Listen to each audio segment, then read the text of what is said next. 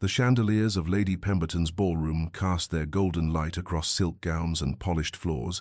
illuminating a scene that had repeated itself countless times throughout London's 1815 season. Gentlemen in evening dress circling like predators around young ladies adorned in their finest, mothers watching with calculating eyes, musicians playing waltzes that seemed to mock those left without partners. In the far corner, partially obscured by a potted fern and quite deliberately positioned beyond the notice of those who measured worth in beauty and breeding,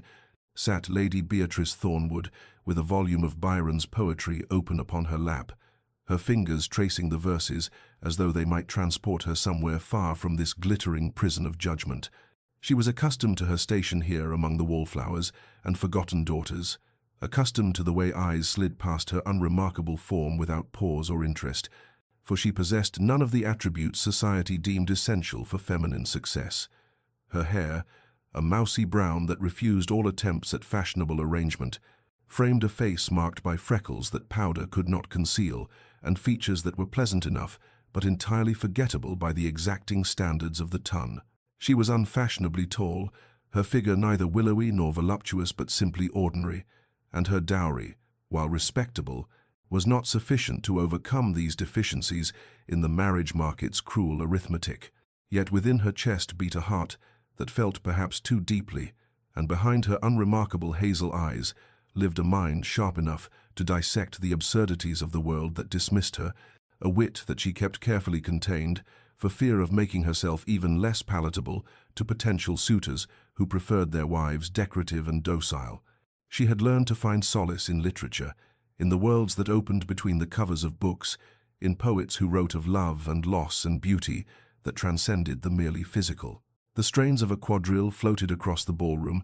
and she watched, as she had watched 100 times before, the couples moving through their paces with practiced grace, wondering what it might feel like to be chosen, to be seen, to be desired.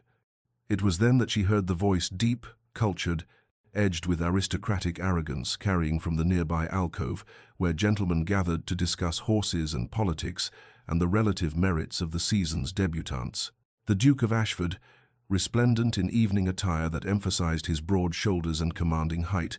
stood among his companions like a god among mortals,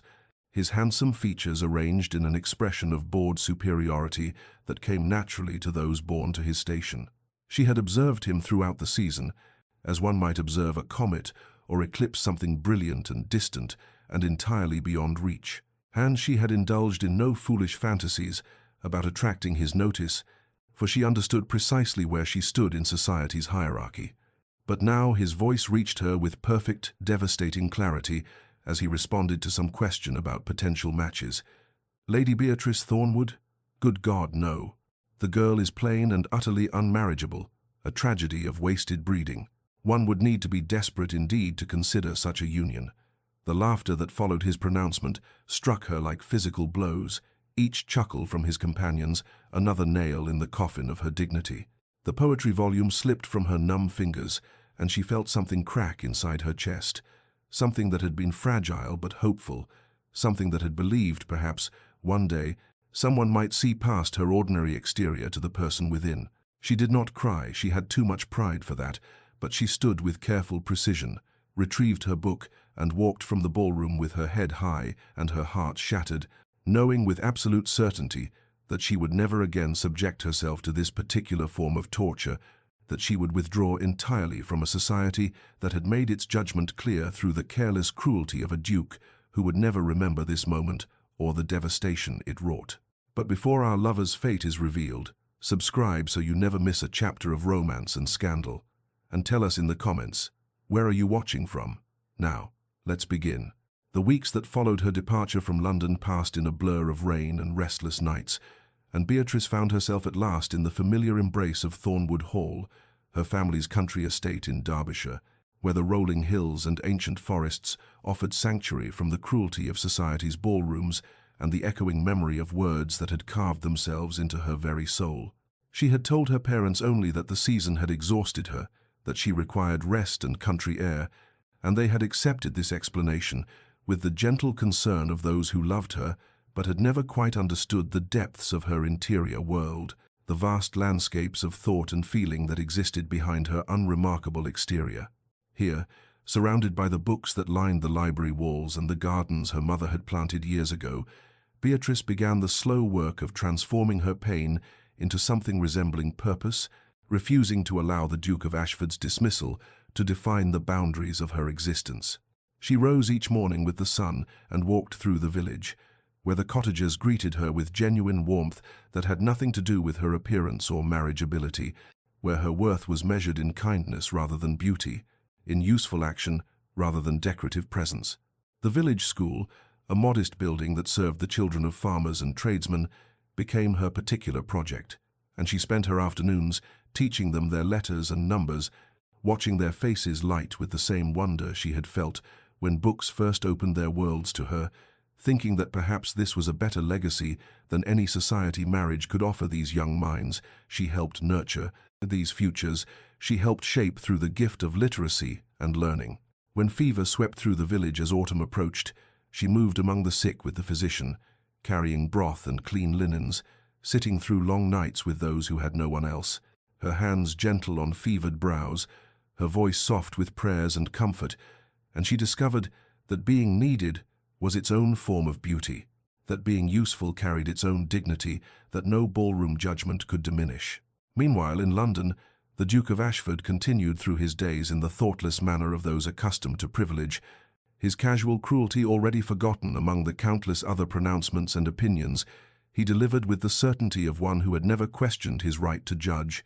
his nights filled with cards and drink and the admiration of those who sought favour with a duke, his words about Lady Beatrice Thornwood no more significant to him than his choice of cravat or his opinion on the weather. Yet at Thornwood Hall,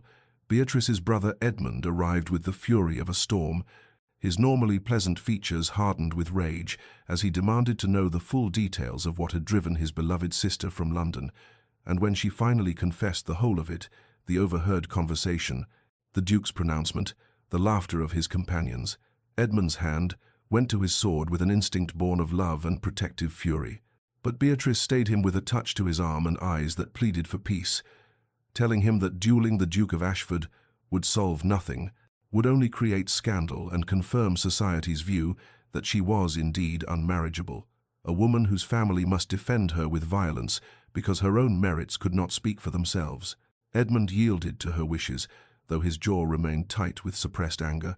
though he swore privately that should he ever encounter Ashford in circumstances that permitted retribution, he would ensure the Duke understood the cost of wounding those who deserved only kindness, and he watched his sister retreat further into her books and charitable works, recognizing the particular loneliness of one who had hoped for love and found only dismissal, wondering if she would ever trust again enough to open her guarded heart. Autumn arrived with its palette of amber and crimson, transforming the Derbyshire countryside into something resembling the illuminated manuscripts Beatrice had studied in her father's library, and with the changing season came Lord Sebastian Hartley, a widower of some 35 years, whose reputation as a poet and scholar had reached even into the quiet corners of country society where Beatrice had taken refuge from the cruelties of the fashionable world. He had come to the region seeking inspiration for a collection of verses about England's rural landscapes, staying with distant cousins whose estate bordered Thornwood lands, and it was on a crisp October morning, when the air carried the scent of wood smoke and dying leaves, that he first encountered Lady Beatrice in the village schoolhouse, where she sat surrounded by a dozen children of varying ages, her voice animated as she guided them through their letters with a patience and enthusiasm that seemed to illuminate her features from within. Sebastian paused in the doorway, arrested not by beauty in the conventional sense, but by something far more compelling, the intelligence that sparkled in her eyes as she explained a difficult concept, the genuine warmth of her smile when a struggling student finally grasped his lesson, the graceful economy of her movements as she moved between the rough wooden benches,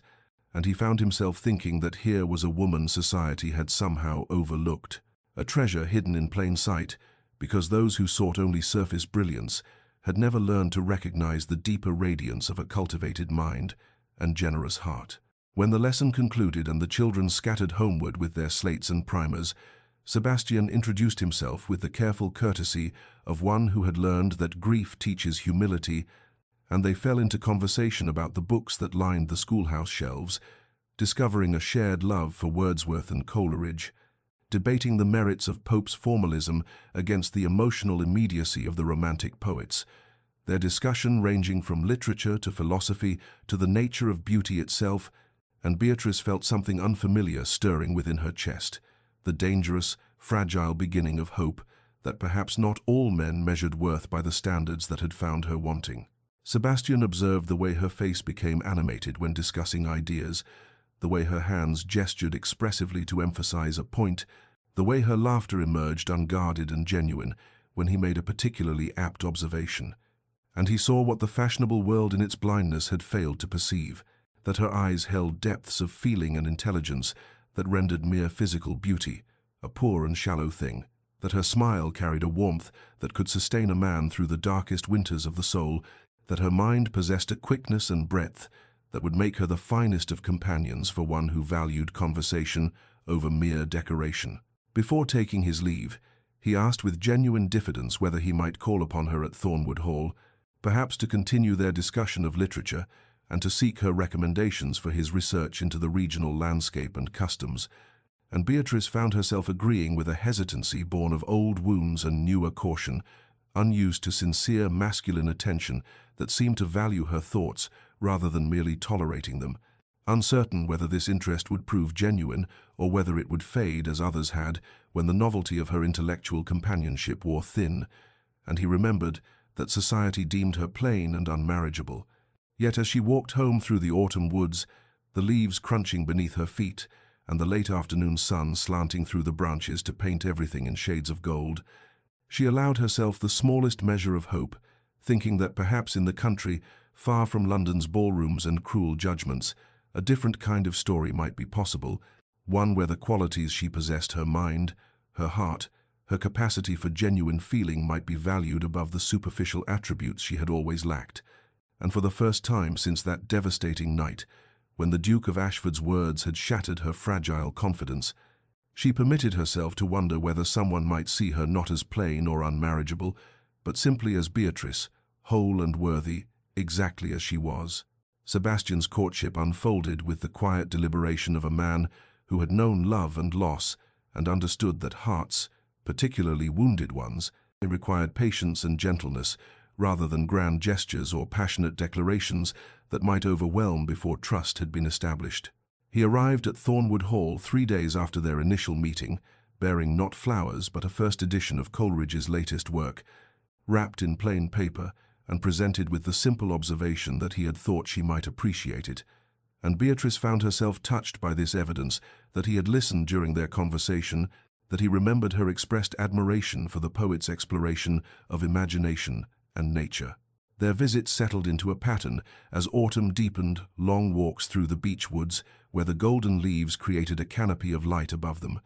conversations that ranged from the philosophical to the personal, discussions of poetry that revealed not merely literary opinions, but the shape of their interior lives, the experiences and losses and hopes that had formed them into the people they had become. Sebastian spoke of his late wife with the tender sorrow of one who had genuinely loved,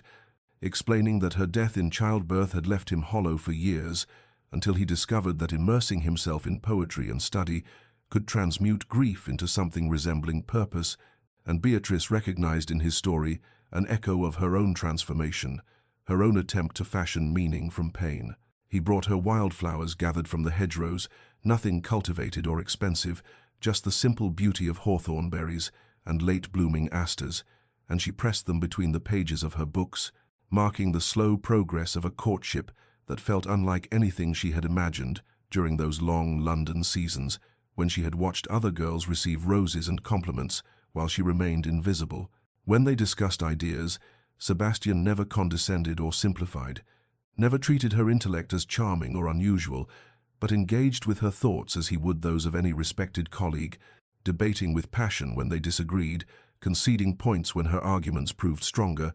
and this intellectual respect touched something deep within Beatrice that had always hungered for recognition beyond the superficial judgments of appearance and marriageability. Yet even as she felt herself drawn to him, even as she began to anticipate his visits with a flutter of something that might have been joy, The old fears whispered their poison in her quieter moments. Was this genuine attraction, or merely pity for a woman society had dismissed? Would he eventually see what the Duke of Ashford had seen and find her wanting? Could she trust this happiness, or would it prove as illusory as every other hope she had permitted herself to nurture before learning that hope itself was dangerous for those deemed unworthy of love? She caught herself sometimes watching Sebastian's face when he looked at her, searching for signs of disappointment or resignation, bracing for the inevitable moment when he would realize his mistake, when the peculiar enchantment of her conversation would fade, and he would remember that she was plain, unfashionable, unmarriageable by the standards that governed their world. But he continued to call, continued to seek her company, continued to look at her with something in his eyes that resembled wonder,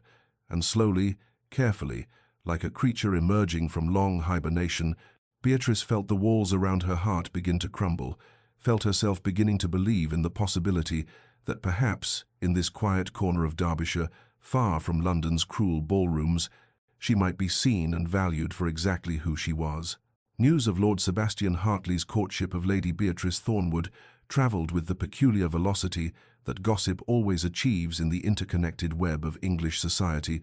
carried from Derbyshire to London in letters penned by provincial matrons eager to share the season's most unexpected development. And within a fortnight of Sebastian's first call at Thornwood Hall, the drawing-rooms and clubs of the capital buzzed with speculation about the widowed poet's interest in the very woman who had been dismissed as plain and unmarriageable just months before. The reactions varied according to the character and circumstances of those receiving the intelligence. Some expressed genuine surprise that anyone should court Lady Beatrice, their prejudices too deeply rooted to accommodate the possibility that she might possess qualities worth valuing, while others who remembered her intelligence and gentle manner wondered why they had never recognized these attributes as desirable, and still others seized upon the news as evidence that country isolation produced peculiar standards of beauty and worth that would never obtain in more fashionable circles. The Duke of Ashford heard the intelligence while taking brandy at White's, delivered casually by Lord Pemberton, who mentioned it as an amusing curiosity, and felt something strange and unwelcome twist in his chest, a sensation he could not immediately identify, but which manifested as a sharp irritation entirely disproportionate to the significance of one unremarkable woman acquiring a suitor. He dismissed the feeling as mere surprise, perhaps a natural curiosity about why a respected poet and scholar should choose to court someone so thoroughly ordinary, and he refused to examine why his mind returned repeatedly to the information throughout the evening, why he found himself wondering what Sebastian Hartley saw in Lady Beatrice that he himself had failed to perceive, why the image of her quiet face kept surfacing in his thoughts, unbidden and unwelcome. Meanwhile, in Derbyshire, Captain James Worthing arrived to visit his old friend Sebastian, seeking respite from London society and the persistent matchmaking efforts of ambitious mothers who saw his military distinction and comfortable income as desirable despite his lack of title, and it was on his second day in the district that he encountered Lady Beatrice under circumstances that would alter the trajectory of her increasingly complicated romantic situation. He had been riding through the lanes near Thornwood when his mount stumbled badly, wrenching its foreleg in a rabbit hole, and while he examined the injury with growing concern for the animal's welfare, Beatrice came upon the scene during her afternoon walk and immediately demonstrated a knowledge of horse physiology that surprised him, directing him to the Thornwood stables, where she personally supervised the application of cold compresses and the preparation of a poultice, her hands gentle and capable as she soothed the frightened animal with quiet words and steady competence. Captain Worthing, accustomed to fashionable ladies who would have shrieked at the sight of an injured horse or fainted at the prospect of touching an animal in distress, found himself captivated by this woman's practical kindness, by the intelligence evident in her treatment of the injury, by the compassion that made her stay until she was satisfied the horse would recover, and when Sebastian later mentioned that this was the Lady Beatrice he had been courting, James felt the unmistakable stirring of interest that had eluded him through countless London ballrooms and tedious social engagements. He began finding excuses to call at Thornwood Hall, ostensibly to check on his recovering mount, but truly to seek Beatrice's company, and she found herself simultaneously flattered and bewildered by the attentions of two men, where previously she had attracted none, her old insecurities whispering that this sudden interest must be some cruel jest, even as her tentative hope suggested that perhaps, finally, she was being seen and valued for who she truly was, rather than dismissed for who she was not. Winter approached with the particular swiftness that characterizes English seasons, the golden abundance of autumn giving way to bare branches and frost-silvered mornings,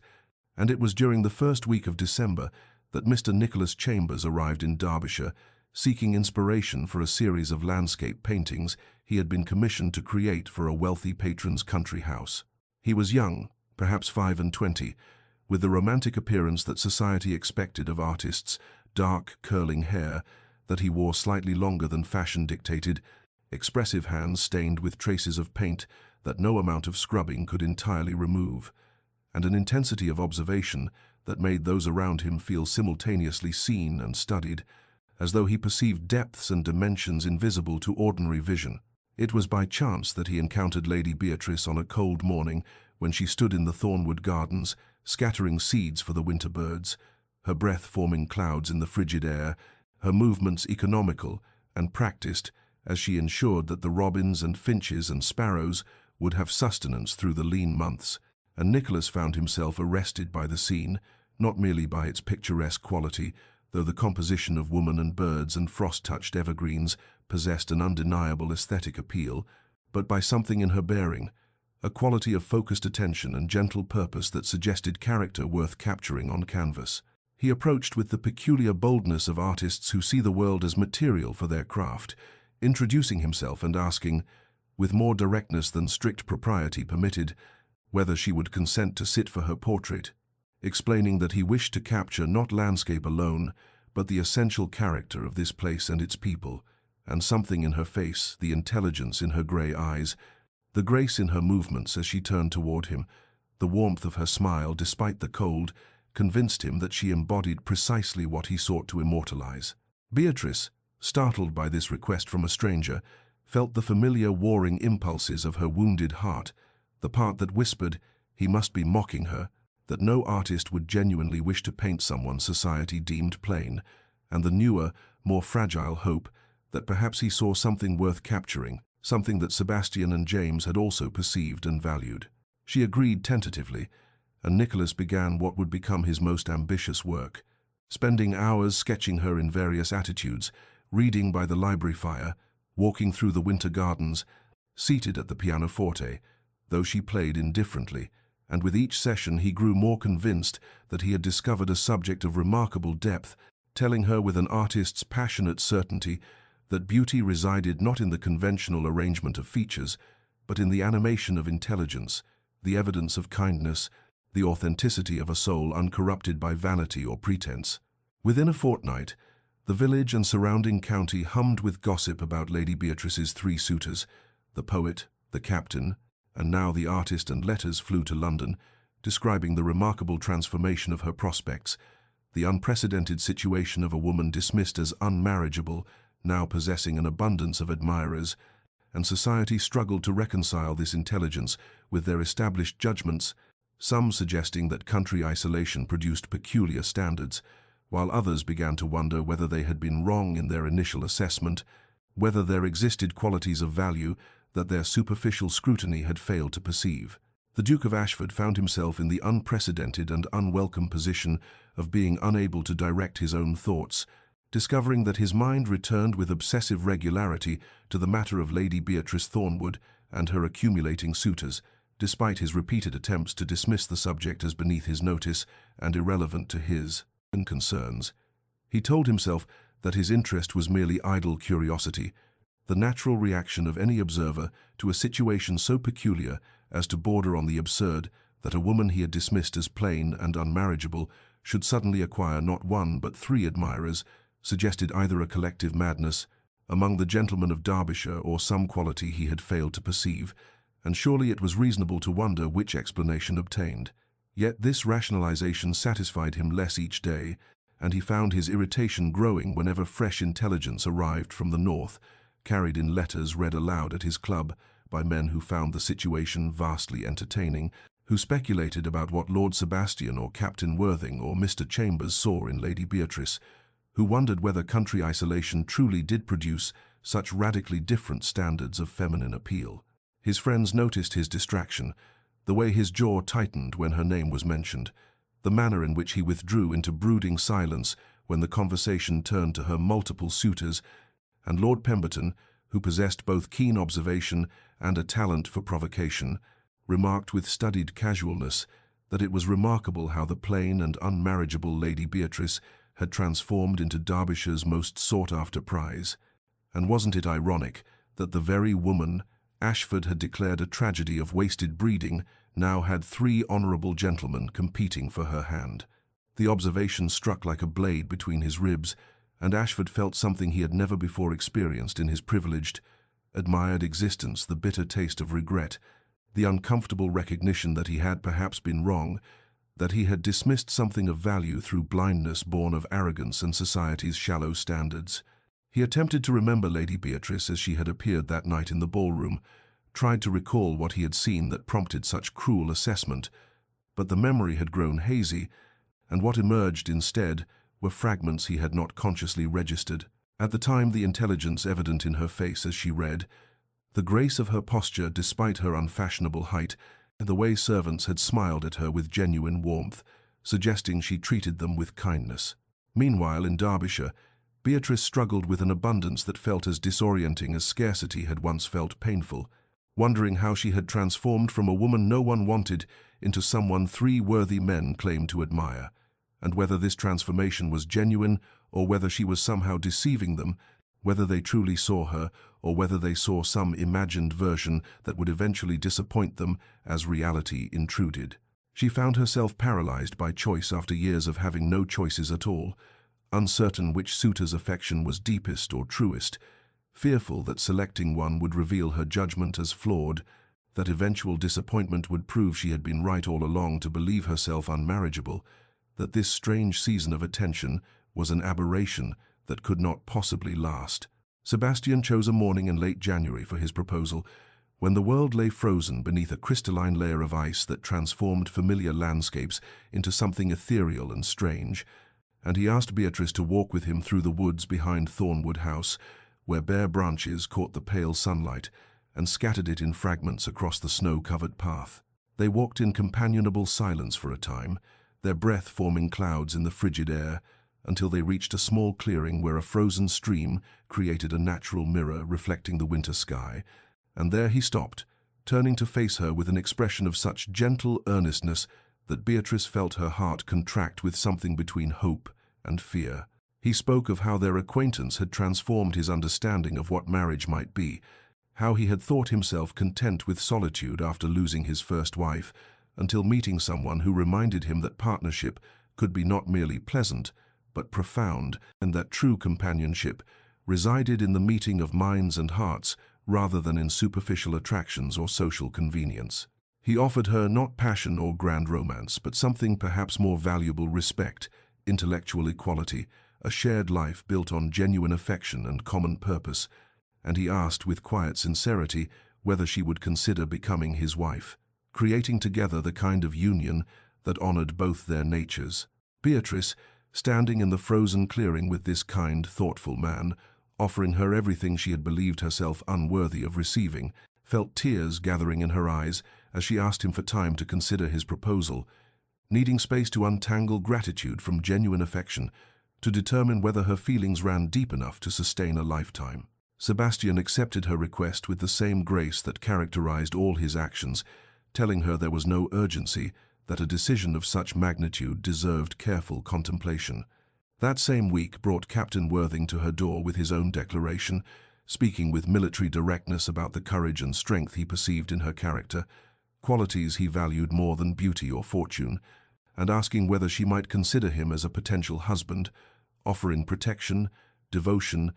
and the kind of steadfast loyalty he had learned in service to crown and country. Then, 3 days after Worthing's proposal, Nicholas Chambers presented her with the completed portrait,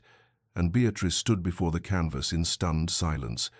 Unable to reconcile the woman he had painted with her own self-perception, he had captured something in her expression, a quality of intelligence and warmth and quiet strength that she had never seen in any mirror, and had rendered her not conventionally beautiful, but undeniably compelling, had shown her the woman these three men claimed to see when they looked at her. Three honorable men seeking her hand, offering different versions of the future, and Beatrice found herself suspended between disbelief and tentative joy, wondering how she had travelled from that London ballroom where the Duke of Ashford's cruel words had shattered her spirit to this unprecedented abundance of genuine regard, and whether she possessed the wisdom to choose correctly among men who saw value where society had seen only deficiency. The Duke of Ashford discovered that he could no longer maintain the comfortable fiction that his interest in Lady Beatrice Thornwood constituted mere idle curiosity or passing concern, that the obsessive quality of his thoughts indicated anything less than the complete unraveling of his carefully constructed emotional defenses, and this realization arrived with devastating clarity. One evening at his club, when Lord Pemberton read aloud yet another letter from Derbyshire, describing how Lord Sebastian, Captain Worthing, and Mr. Chambers all vied for Lady Beatrice's favour, and Ashford felt such violent jealousy surge through him that he crushed the crystal glass he'd been holding, sending shards scattering across the table and drawing startled looks from his companions. He dismissed himself abruptly, retreating to his London townhouse where he paced his study through the night, finally confronting truths. He had spent months avoiding that he had dismissed something precious because of superficial standards he now recognized as meaningless, that he had valued appearance over substance in a way that revealed not her deficiency but his own, that the woman he had so cruelly labeled unmarriageable possessed qualities far more valuable than conventional beauty. He forced himself to remember her as she had been that night in the ballroom, and what emerged now were details. His arrogance had blinded him to then the intelligence evident in her face as she read, suggesting a mind of considerable depth, the kindness she had shown to a clumsy servant who spilled wine near her chair, reassuring the frightened girl when others would have complained, the quiet wit he had overheard in her conversation with an elderly gentleman, demonstrating both learning and humour, the grace of her posture despite society's judgment of her height as unfashionable. He realized with mounting horror that he had encountered something rare and dismissed it as common, had been offered the possibility of genuine connection and rejected it in favor of empty admiration from women who valued his title more than his character, and his own cruel words, plain and utterly unmarriageable. A tragedy of wasted breeding now tortured him with their stupidity and cruelty. The knowledge that three honourable men recognized her value, while he had been blind to it, consumed him with unprecedented jealousy, not the petty jealousy of a man deprived of a possession he wanted, but the profound jealousy of someone who had thrown away treasure and now watched others claim it, who understood too late what he had lost through his own foolishness. He began making discreet inquiries about her current situation, learning details that increased both his regret and his desperate need to somehow undo the damage he had caused, that she had withdrawn from society entirely after that night, that she now devoted herself to charitable works in her village, that the three men courting her were all respectable and sincere in their regard, that she seemed to be genuinely considering their proposals.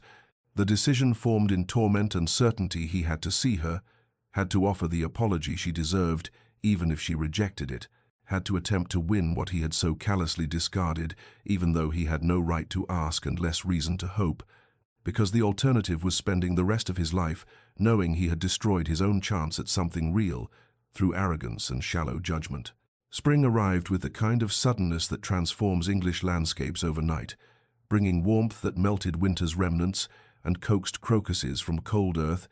painting Thornwood House's gardens in shades of yellow and purple and tender green. And it was on one such morning that the Duke of Ashford's carriage appeared on the estate's drive, uninvited and unexpected, creating considerable consternation among the household staff, who recognized his crest and understood the complicated history between their mistress and this particular nobleman. Beatrice learned of his arrival while sitting in her favorite corner of the garden, a sheltered spot beneath an ancient oak where she often read in pleasant weather, and she felt her heart contract with a volatile mixture of emotions, shock, anger, anxiety, and something she refused to name that might have been anticipation as she watched him approach across the lawn with a hesitant gait entirely unlike the arrogant stride she remembered from that London ballroom. He stopped several paces away, as if uncertain of his welcome or perhaps simply recognizing that he had forfeited any right to proximity, and when he spoke, his voice carried none of its former confidence, stumbling over words that clearly cost him considerable effort to produce, an apology so inadequate to the magnitude of his transgression that its very insufficiency paradoxically demonstrated its sincerity, for he acknowledged that no words could undo the cruelty he had inflicted, that his judgment had been shallow and his behavior inexcusable, that he had spent the past months thinking of nothing but her and slowly understanding the depth of his blindness in dismissing something precious because it failed to conform to meaningless standards of conventional attractiveness. He confessed that he had come not with any expectation of forgiveness, but simply because he could no longer bear the distance he could not endure, knowing that 3 honorable men pursued what he had so callously rejected without at least attempting to express his regret and his transformed understanding. And as he spoke, Beatrice felt cold, dignified anger crystallizing within her, replacing the confused emotions of moments before with something clear and focused and utterly unforgiving. She rose from her seat with deliberate grace, her book falling forgotten to the grass, and in a voice of measured fury, she recounted the pain his words had caused, describing how she had fled London in humiliation, how his casual cruelty had confirmed every insecurity she harbored about her worth, how she had needed to rebuild her sense of self through months of solitary struggle in this very place he now invaded with his belated remorse, and she told him with cutting precision that she currently entertained proposals from 3 honorable gentlemen who had valued her from their first meeting, who saw in her qualities that his shallow gaze had entirely missed, and that she had absolutely no interest in a duke whose sudden regard seemed motivated not by genuine appreciation, but by the covetous impulse to possess what others desired, by competitive instinct rather than authentic affection. She dismissed him then, turning her back with finality and walking toward the house without awaiting his response, leaving him standing alone in the spring garden with an expression of such devastation that the footman who witnessed the scene would later describe it as watching a man receive news of his own execution, and though Ashford stood motionless for several long moments after her departure, he eventually returned to his carriage and left Thornwood House, his first attempt at redemption ending in comprehensive and deserved rejection. Ashford refused to leave Derbyshire despite his comprehensive rejection, taking rooms at the White Hart Inn in the village, where his presence caused considerable speculation and no small amount of scandal, for dukes did not typically lodge in modest country establishments nor linger in provincial areas without compelling social obligations, and his compelling obligation was one he could not explain to the curious innkeeper or the gossiping villagers who watched him with fascinated attention. He began what could only be described as a quiet campaign of demonstration rather than declaration, appearing at village charity events where he knew Beatrice would be present, contributing generously but anonymously to the causes she championed, attempting through actions rather than words to show the transformation of perspective that had overtaken him in those months of tortured self-examination in London. He attended the Sunday service at the small parish church where Beatrice taught children their letters after the sermon, sitting in the back pew and observing how she patiently guided small fingers over slate boards, how her face illuminated with genuine joy when a struggling child finally mastered a difficult word, how she treated the poorest labourer's daughter with the same respect she showed the vicar's son, and he began to understand with accumulating clarity exactly what made her remarkable in ways that had nothing to do with symmetry of features or fashionable proportions. He watched from careful distance as she walked with Lord Sebastian through the meadow paths, discussing what appeared to be poetry or philosophy, given their animated gestures and serious expressions. He watched Captain Worthing present her with a bouquet of wildflowers after she had helped organize provisions for wounded soldiers at the county assembly. Watched Mr. Chambers show her preliminary sketches for his painting, while she smiled with an expression that suggested she still could not quite believe someone saw beauty in her face worth capturing on canvas. Meanwhile, Beatrice tried desperately to ignore his persistent presence, focusing her attention on the difficult decision before her regarding which of her 3 honorable suitors deserved her acceptance, yet she found her awareness continually drawn to the Duke, who observed from the periphery of every event, who never approached, but whose gaze she could feel, tracking her movements with an intensity that unsettled her careful composure. Part of her felt a vengeful satisfaction in his attention, a vindication that the woman he had dismissed as unmarriageable now commanded not only the regard of three worthy gentlemen, but also the tormented focus of the Duke himself. Yet another part remained wounded by the memory of his cruelty, uncertain whether his transformation represented genuine change or merely the acquisitive obsession of a man accustomed to possessing whatever he desired. She told herself she had no interest in his redemption, that his belated recognition of her worth meant nothing compared to the immediate appreciation shown by Sebastian, James, and Nicholas. Yet she could not deny the traitorous flutter of her heart when she glimpsed him in the village square or felt his eyes upon her during charity gatherings, could not quite suppress the confused tangle of emotions his presence evoked, despite her determination to remain unmoved by his patient, persistent, utterly unexpected campaign of quiet devotion. Lord Pembroke arrived in Derbyshire on a Tuesday afternoon in late spring, his carriage bearing a crest that had seen better days, much like the Earl himself, a dissolute nobleman whose estates were mortgaged beyond redemption, and whose reputation in London society had deteriorated to the point where even the most desperate hostesses no longer issued him invitations, and he had heard through the intricate network of gossip that sustained the ton about Lady Beatrice Thornwood's sudden transformation from overlooked wallflower to sought-after prize with 3 honourable suitors and a considerable dowry that might rescue his failing fortunes. He made his interest known with an aggression that bordered on impropriety, cornering Beatrice at a village assembly where she had gone reluctantly at Sebastian's gentle urging,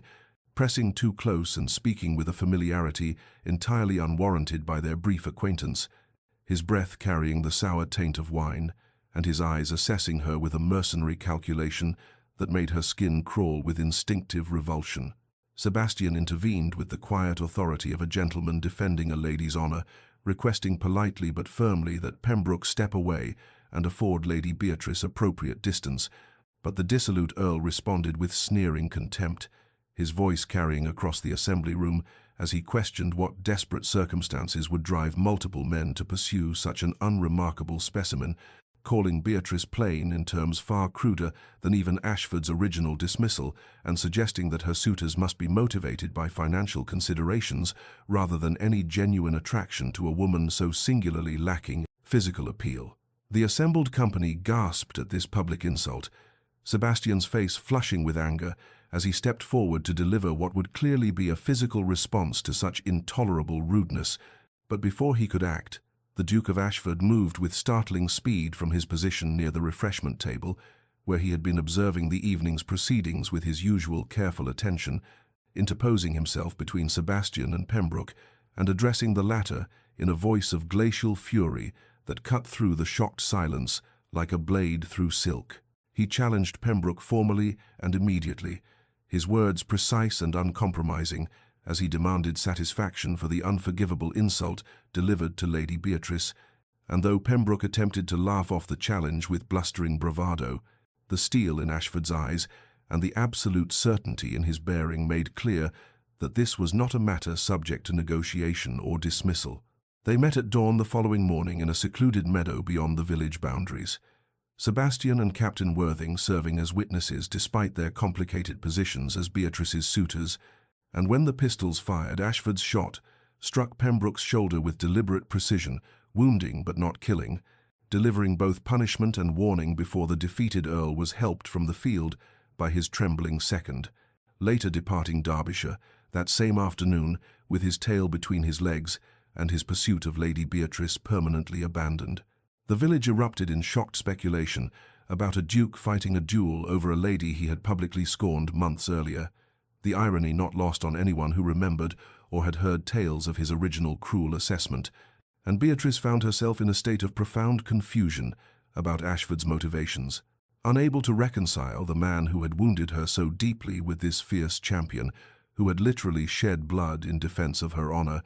questioning whether his actions stemmed from genuine transformation or merely possessive instinct, from authentic feeling or performative guilt. Sir Reginald Frost arrived in Derbyshire less than a week after Pembroke's ignominious departure,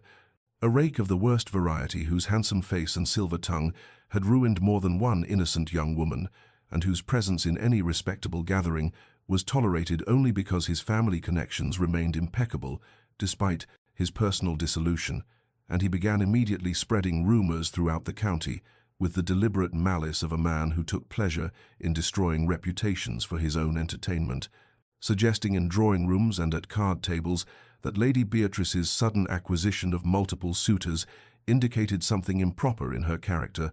that no truly virtuous woman would encourage the attentions of so many gentlemen simultaneously, that her sudden popularity after years of being overlooked suggested she had employed methods unbecoming to a lady of quality to secure masculine interest. The whispers spread with the inexorable speed of all malicious gossip, carried from the assembly rooms to the village shops to the Sunday services, where respectable matrons began regarding Beatrice with speculation rather than admiration. And Captain Worthing, whose strict code of honor had been forged in the brutal crucible of military campaigns, and whose respect for Beatrice's virtue was absolute and unshakable, demanded satisfaction from Sir Reginald with the cold fury of a soldier who had faced death too many times to fear a duel with a dissolute wastrel. Before the meeting could be arranged, however, the Duke of Ashford intervened with an authority that brooked no argument, claiming the primary right to defend Lady Beatrice's honor as the gentleman whose original cruelty had first exposed her to society's judgment, whose failure to recognize her worth had created the circumstances that now subjected her to such vicious speculation. And though Captain Worthing initially resisted this appropriation of his rightful role as her suitor and protector, something in Ashford's expression, a haunted desperation that transcended mere guilt or performative nobility, convinced him to step aside and allow the Duke to meet Sir Reginald in his stead. They met at dawn in the same meadow where Ashford had faced Pembroke, the morning mist rising from the grass like spirits witnessing the clash of honor against depravity, and when the swords were drawn, Ashford fought with a controlled ferocity that shocked the seconds who observed, driving Sir Reginald back with precise strikes that demonstrated both superior skill and barely leashed rage, until the rake's blade clattered to the ground, and he stood disarmed and humiliated, forced to publicly retract his vicious rumors and promised to quit the county immediately upon pain of facing Ashford's wrath again, with potentially fatal consequences. Beatrice, learning of this second duel fought in her defense, sought out Ashford in the gardens of her family's estate, where he walked alone in the afternoon light, his coat bearing a tear from Sir Reginald's desperate final lunge, and she confronted him with a confusion that bordered on anguish, demanding to know why he persisted in fighting battles on her behalf when she had given him no encouragement, no forgiveness, no indication that his championship was desired or welcome, and his answer came quiet and devastated, spoken with eyes that held more pain than any physical wound could inflict, because he had failed to fight for her when his silence might have prevented the initial wound, when a single word of defense in that London ballroom months ago could have spared her the humiliation that had driven her into exile, and now he could not seem to stop fighting even though he knew he had forfeited any right to her regard, even though each duel he won brought him no closer to earning what he had so carelessly destroyed. The Marquess of Blackwood descended upon Derbyshire like a storm cloud heavy with malicious intent, arriving in a carriage far grander than necessary, and making his presence known with the deliberate ostentation of a man who measured his worth by the envy he inspired in others. And he was indeed the Duke of Ashford's most bitter rival, a resentment that had festered since their school days, when Ashford had bested him in academics, athletics, and every social grace that mattered to young men of their station, a rivalry that had only intensified through the years as Ashford's consequence grew, while Blackwood's remained perpetually in second place despite his higher title and greater wealth. He had heard through the intricate web of society gossip about Ashford's inexplicable interest in Lady Beatrice Thornwood, the plain wallflower he had publicly scorned months earlier, and Blackwood saw in this situation an opportunity too delicious to resist, a chance to humiliate his old rival by stealing away the woman Ashford now pursued with such desperate intensity, to demonstrate once again that a marquis could always supersede a mere duke when he chose to exert his superiority. Blackwood made his play with calculated charm, calling upon Beatrice at her family's estate with gifts of extravagant jewelry, entirely inappropriate for a first acquaintance, and offering her a future as a marchioness, with all the consequence and luxury such a position entailed, speaking of his estates in Scotland and his houses in London and Bath as though their magnificence alone should secure her immediate acceptance, and when Beatrice politely but firmly declined his offer, explaining with gentle dignity that she could not accept the addresses of a gentleman she barely knew, and for whom she felt no particular regard. Blackwood's charm evaporated like morning dew under harsh sun, replaced by an aggressive persistence that bordered on intimidation. He cornered her at the next village assembly, blocking her path to the refreshment table and speaking in tones that grew increasingly demanding as he insisted she reconsider that she recognized the extraordinary honor he offered by elevating a woman of her limited attractions to such an exalted position, that her refusal demonstrated either shocking ingratitude or willful stupidity, and his hand had actually grasped her arm with proprietary force when Ashford appeared beside them with the sudden violence of a lightning strike, his fist connecting with Blackwood's jaw before words could be exchanged, sending the Marquis stumbling backward into a table laden with punch bowls that shattered in a spectacular cascade of crystal and liquid across the assembly room floor. The challenge was issued immediately amid the shocked gasps of the assembled company, Blackwood's rage at the public humiliation overwhelming any prudent consideration of the danger, and they met 2 mornings later in the grey pre-dawn light, with pistols rather than swords, the more deadly choice reflecting the lethal seriousness of their mutual hatred. And when the shots rang out across the misty field, Ashford felt the searing burn of Blackwood's ball grazing his left shoulder, even as his own shot struck the Marquis's thigh, wounding but not killing, both men bleeding, but Ashford still standing straight while Blackwood collapsed, cursing into the damp grass, forced to withdraw from Derbyshire in disgrace, while London society erupted in scandalized speculation about the Duke of Ashford fighting yet another duel over Lady Beatrice Thornwood, the woman he had once called plain and unmarriageable, the irony so profound that even the most oblivious observers could not fail to notice the extraordinary reversal, the cosmic justice of a proud duke, now shedding blood repeatedly to defend the honor of the lady he had so carelessly wounded with his thoughtless cruelty. Count Adolphus von Richter arrived in Derbyshire with the polished sophistication that characterized continental nobility, a tall, fair-haired gentleman whose impeccable manners and cultured accent immediately distinguished him from the English gentry who had preceded him in their pursuit of Lady Beatrice's attention, and he had come to England ostensibly to study its agricultural innovations for implementation on his family's extensive Prussian estates, but found himself unexpectedly enchanted when he encountered Beatrice at a scholarly lecture on crop rotation techniques, where she was the only woman present, and asked questions that demonstrated a thorough understanding of agricultural economics that astonished the assembled gentlemen. Von Richter began his courtship with European flair, sending hothouse flowers that could not be grown in England's climate, quoting German philosophers in conversations that revealed his formidable education, and treating Beatrice with a deference that suggested he saw her as an intellectual equal rather than merely a potential wife, and his genuine interest in her thoughts on politics, science, and literature created yet another complication in her already impossibly tangled romantic situation. A fourth honorable suitor, whose attention seemed to validate her worth in ways that still felt surreal after years of being dismissed and overlooked. The Duke of Ashford, observing this latest development from his increasingly permanent residence at the village inn, felt his torment multiply exponentially. The sight of Beatrice walking through the spring gardens, deep in philosophical discussion with the cultured Count, igniting jealousies he had never experienced, even during his most competitive moments in London society, and he began to understand with devastating clarity that this was his punishment for the casual cruelty he had inflicted months ago,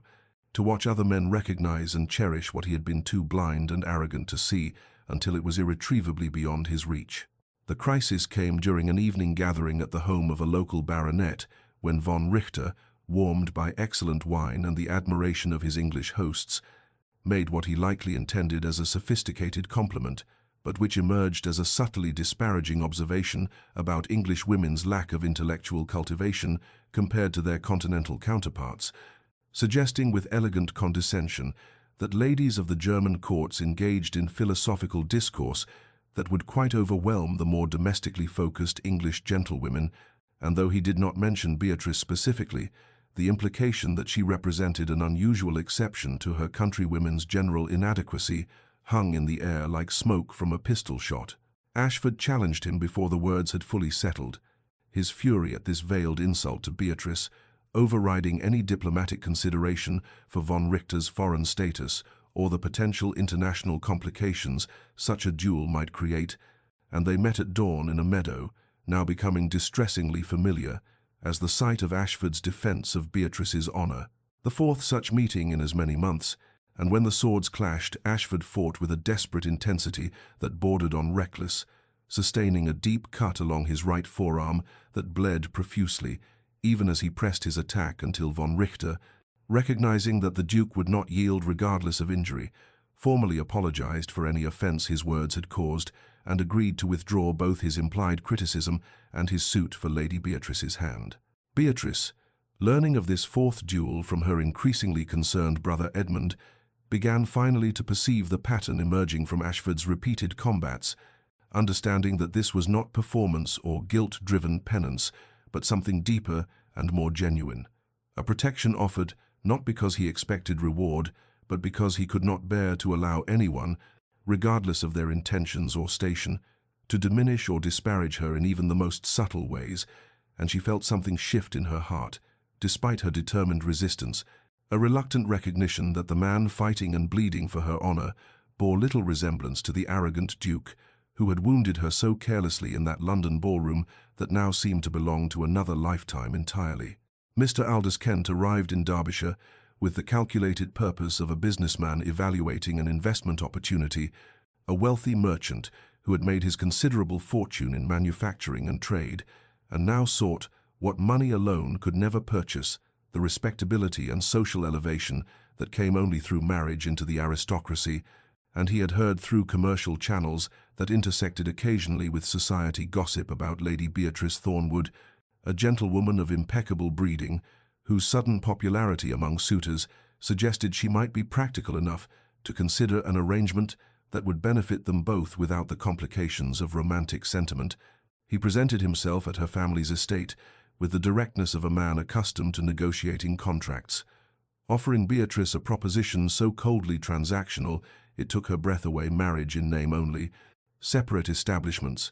complete freedom to pursue her charitable and intellectual interests with unlimited funds at her disposal, in exchange for the use of her title and family connections to secure his entry into circles that would otherwise remain forever closed to a man of commerce, regardless of his wealth. And he spoke of this arrangement as though it were a perfectly reasonable business partnership, rather than the insult it truly represented,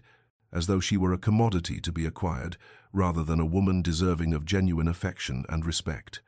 Beatrice's refusal was immediate and coldly polite, her dignity intact even as she showed him to the door, but Kent had made his offer in the morning room while the windows stood open to the spring air, and the Duke of Ashford, who had been walking the grounds as had become his habit during these months of patient waiting and painful observation,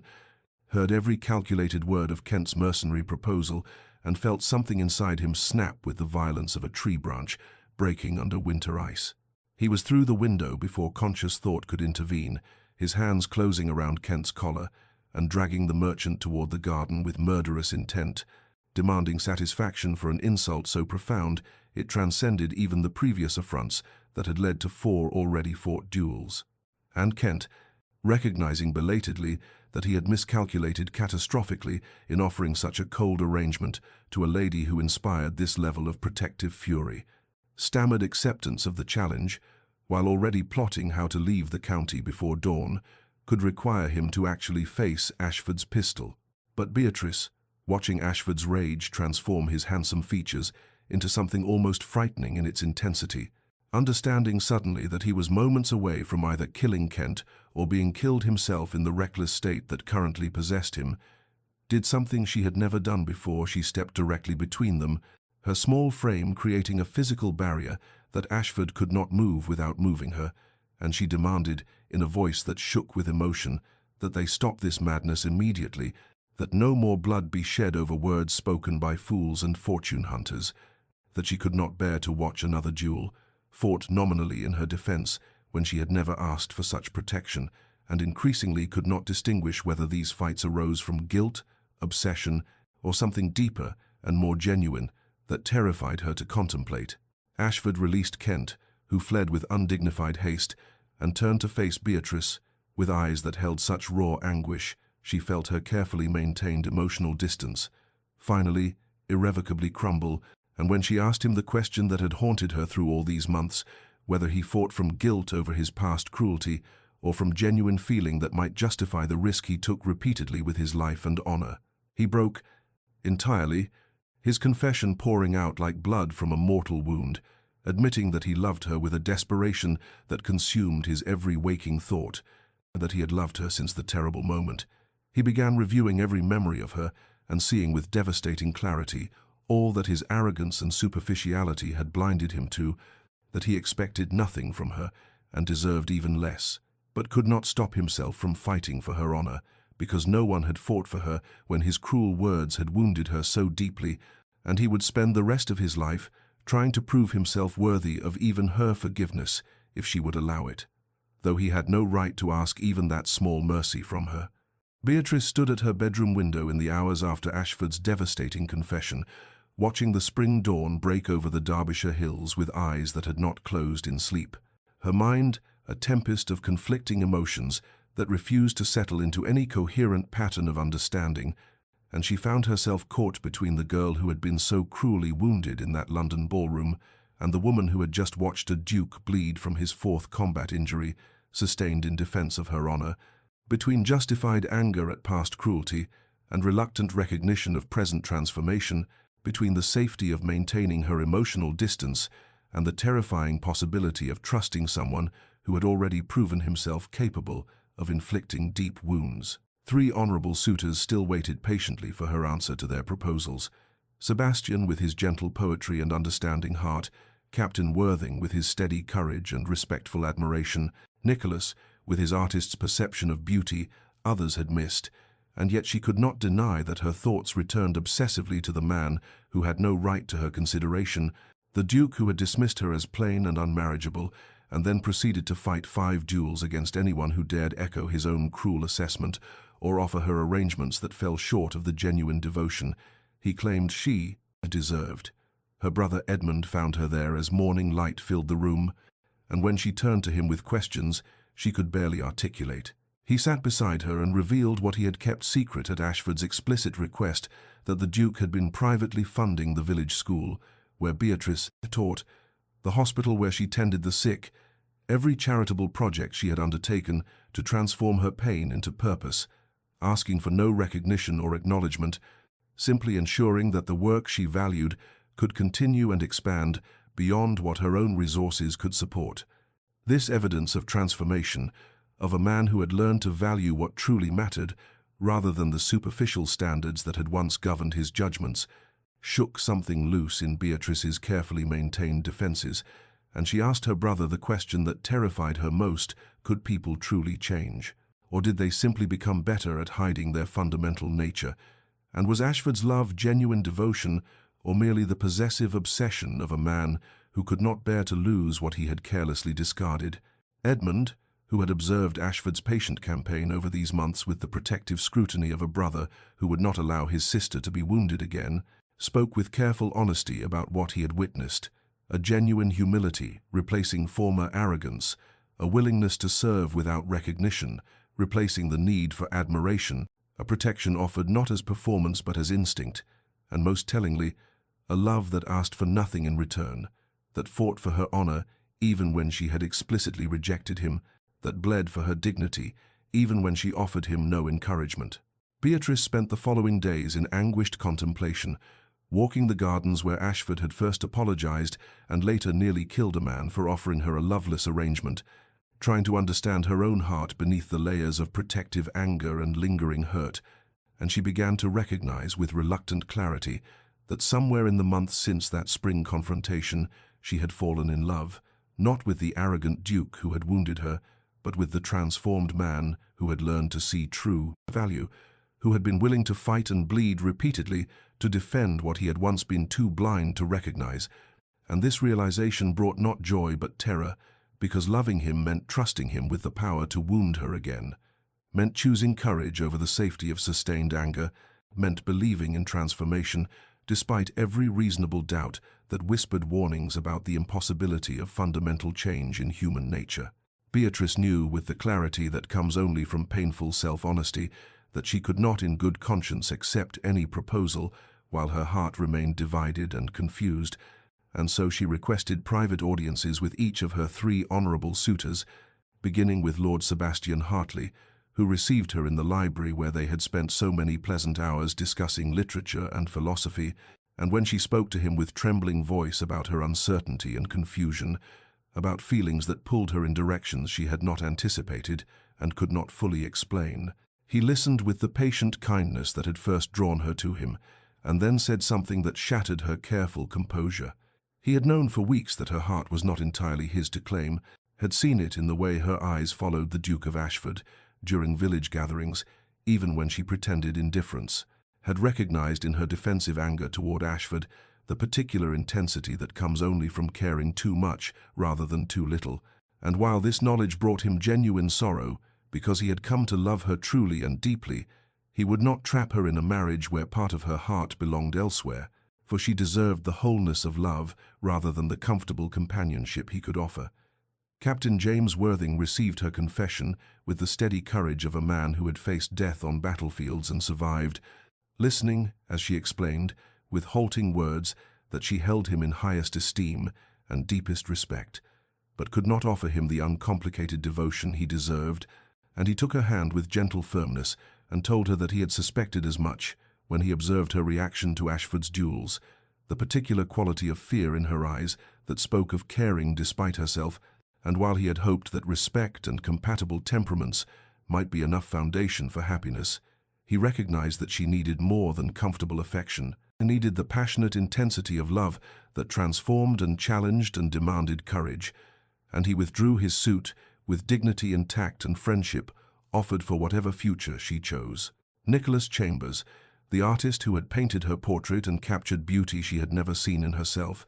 met her in his temporary studio, where the completed canvas still rested on its easel, and before she could speak the difficult words she had prepared, he gestured to the painting and asked her to look at it honestly, to see what he had seen and captured, not merely intelligence and kindness, but a woman in love, a woman transformed by the terrifying vulnerability of caring for someone who had the power to wound her deeply, and the face in that portrait was not the face she wore when discussing poetry with Sebastian or tending horses with Captain Worthing, but the face she wore when watching Ashford fight his foolish, dangerous, necessary duels in her defense. She wept then, releasing months of confusion and resistance and fear, and Nicholas handed her his handkerchief and told her with an artist's perception that some subjects could only be painted once, that he had captured her in that particular moment of transformation, and would treasure the work always, but he recognized that the story it told was not one in which he featured as the hero, and he too withdrew with grace and genuine wishes for her happiness. When they had all departed, these 3 honourable men, who had seen value where society saw plainness, who had offered her devotion when she felt herself unworthy of notice, Beatrice stood alone in her family's summer garden as afternoon light slanted through the roses her mother had planted years ago, and she acknowledged the truth she had been fighting since that spring morning when she had stepped between Ashford and certain violence she had fallen in love, not with the arrogant duke who had wounded her, but with the transformed man who had learned to fight for what mattered, who had bled repeatedly to defend honor he had once carelessly destroyed, and now that her honorable suitors had gracefully withdrawn, she could no longer hide behind their competing claims or use their presence as shield against confronting what terrified her most. The Duke of Ashford appeared at the garden gate as though summoned by her thoughts, his face showing the strain of these months of patient waiting and painful uncertainty, and when Beatrice asked him the question that had haunted her through sleepless nights, why he continued fighting for her when she had given him no encouragement, no sign that his devotion would ever be returned, no hope that his patient campaign might succeed, he answered, with the devastating simplicity of absolute truth, because you deserve to be fought for, because no one fought for you when my cruelty wounded you, because I failed you when silence would have been mercy, and my careless words were violence, and I cannot undo that failure, but I can ensure that no one ever again questions your worth or offers you less than the complete devotion and genuine love that you have always deserved, even if I am not the man fortunate enough to offer it to you." Beatrice stood trembling in the summer garden, with the truth she could no longer deny burning in her chest like captured sunlight, and when she looked at the Duke of Ashford standing before her with his heart laid bare and his defences utterly abandoned, she recognized with devastating clarity that she loved him, not despite the cruel words he had spoken in that London ballroom, but in some strange alchemy because of everything that had followed, because his transformation had mirrored her own journey from wounded girl hiding in corners to woman who had learned her worth through the patient devotion of honorable men and the fierce protection of one who had been willing to bleed, repeatedly, to defend what he had once carelessly destroyed.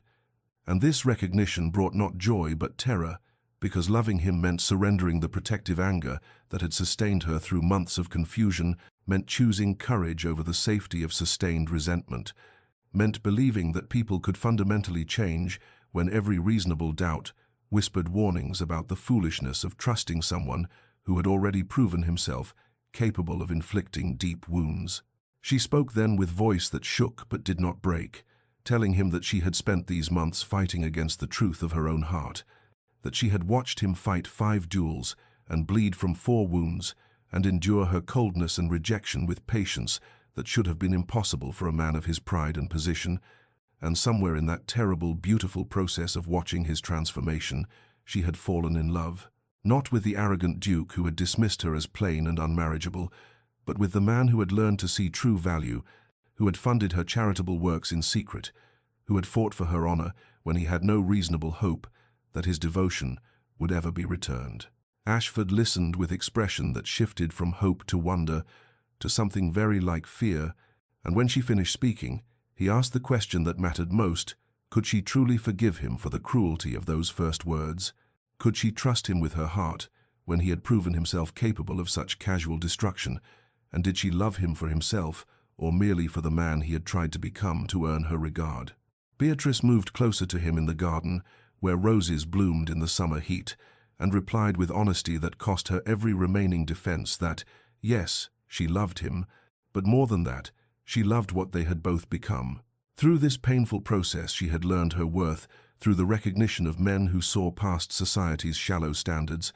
had discovered strength in the midst of humiliation, had transformed her pain into purpose and her isolation into meaningful work, while he had learned that true value lay not in superficial beauty or social position, but in intelligence and kindness, and the particular courage it took to remain gentle in a world that often rewarded hardness, and together they had both been transformed by love that demanded growth rather than mere comfort. His proposal came not with flowery speeches or dramatic gestures, but with simple, devastating truth, spoken in the fading summer light. He saw her completely, every sharp edge of intelligence and every soft curve of compassion, every moment of strength and every flash of vulnerability, and he loved her entirely, not as society's overlooked wallflower or as prize finally won, but as Beatrice, extraordinary and irreplaceable, and he would spend his lifetime proving himself worthy of the trust she was choosing to offer, despite every reasonable fear and justified hesitation. Her acceptance trembled on lips that had spoken rejection too many times, acknowledgement that she was choosing courage over safety, that she was trusting transformation over bitter experience, that she was surrendering to love despite the terror of potential future pain. And when she said yes with voice barely above a whisper, he gathered her into arms that had held swords in her defense and kissed her with reverence and hunger and desperate gratitude in the garden where he had first apologized and she had first begun the painful process of opening her carefully guarded heart to the possibility of forgiveness and love, and the redemption they had both earned through months of patience and pain and growth that had transformed them both into people capable of choosing each other, not from desperation or convenience, but from genuine recognition of worth and matching of souls. 3 years had passed since that summer afternoon when Beatrice had chosen courage over safety and offered her guarded heart to the man who had learned to fight for what mattered, and now the Duchess of Ashford stood in the drawing room of their London townhouse, preparing to host the monthly intellectual salon that had become renowned throughout society, not for the elevated title of its hostess, but for the brilliance of conversation and genuine exchange of ideas that occurred within these walls, where poets and philosophers gathered alongside politicians and reformers to discuss matters of substance rather than engaging in the shallow gossip that dominated most fashionable gatherings. And as she arranged chairs and ensured refreshments were prepared, she paused before the portrait Nicholas Chambers had painted years ago in Derbyshire, that captured image of a woman in transformation now hanging in place of honor, where visitors could see not conventional beauty, but the intelligence and passion and particular courage that had first drawn three honorable suitors, eventually conquered the pride of a duke who had needed to fight 5 duels before understanding what true value meant. Her life had become something she could never have imagined during those painful months, as an overlooked wallflower reading poetry in ballroom corners, for her marriage to Ashford had proven to be genuine partnership, built on mutual respect and intellectual companionship, and the deep love that comes from choosing each other daily, despite the inevitable challenges and disagreements that arose between two strong-willed individuals who had both learned hard lessons about worth and recognition, and the courage required to be truly vulnerable with another human soul. She had transformed the Duchy's charitable works into systematic programs that provided education for poor children and medical care for tenant families, and opportunities for women who needed alternatives to the limited choices society offered them, while Ashford consulted her on all estate matters and political decisions, valuing her sharp mind and compassionate heart in ways that made their partnership one of equals rather than the conventional hierarchy most aristocratic marriages maintained. And together they had created a life rich with meaning and purpose beyond the superficial concerns of rank and appearance that had once seemed to matter so desperately. Their 2 children played now in the nursery upstairs, a daughter with her mother's intelligent eyes and a son with his father's determination, both being raised to value character over beauty and substance over social position, and the libraries throughout their various properties overflowed with books. Ashford still presented to her on birthdays and anniversaries, and ordinary Tuesdays when he found something he thought would delight her mind, while the gardens she had designed bloomed in every season with careful attention to beauty that served purpose rather than mere decoration. That evening, before their guests arrived, Ashford found her in the library where she was reviewing notes for the salon discussion, and he stood watching her with the expression of wonder that had never faded even after 3 years of marriage and 2 children, and the comfortable familiarity that came from building a life together. And when she looked up and teased him about the 5 duels he had fought before she would consent to trust him, asking if he would do it again if circumstances required, he crossed the room and took her hands and answered with absolute seriousness that he would fight 50 duels if necessary, because she was worth every wound and every moment of uncertainty and every transformation he had undergone in learning to see what society's shallow standards had blinded him to for so long. And she kissed him then with the easy affection of deep love, and told him no more duels were necessary because she had finally learned to believe in her own worth and in his love, and in the possibility of transformation that came from choosing courage over fear. Dear listener, perhaps you too have felt yourself overlooked or dismissed by those who measure value by superficial standards. Perhaps you have heard cruel words that wounded deeply and made you question your worth. Perhaps you have struggled to believe that people can truly change, or that love can transform both those who offer it and those who receive it with trembling hope, despite justified fear. Know this: true worth lies not in meeting society's arbitrary standards of beauty or charm or conventional attractiveness, but in the qualities of mind and heart and character that endure when superficial appeal fades, in the courage to remain kind in a world that often rewards hardness, in the strength to build meaningful life even when recognition seems impossible to achieve. Like Beatrice, you may need to learn your own value through painful process of being overlooked before being finally seen, may need to choose courage over the safety of sustained bitterness, may need to risk trusting again despite past wounds that whisper warnings about the foolishness of vulnerability. And like Ashford, you may need to confront your own blindness and fight not with swords, but with daily choice to see clearly and value truly, and prove through patient action that transformation is possible when love demands growth rather than comfort. May you find the courage to recognize your own worth even when others fail to see it. May you choose vulnerability despite the terror of potential pain, May you believe in the possibility of transformation, both in yourself and in those who seek to earn your trust, and may you rest tonight in the peace that comes from knowing that true love sees completely and values entirely and fights fiercely for what matters most. Remember to subscribe to Whispered Chronicles for more stories of transformation, courage, and the remarkable journeys of overlooked souls who discovered their own extraordinary worth, and may your dreams be filled with gardens where forgiveness blooms and hearts learn to trust again despite every reasonable fear.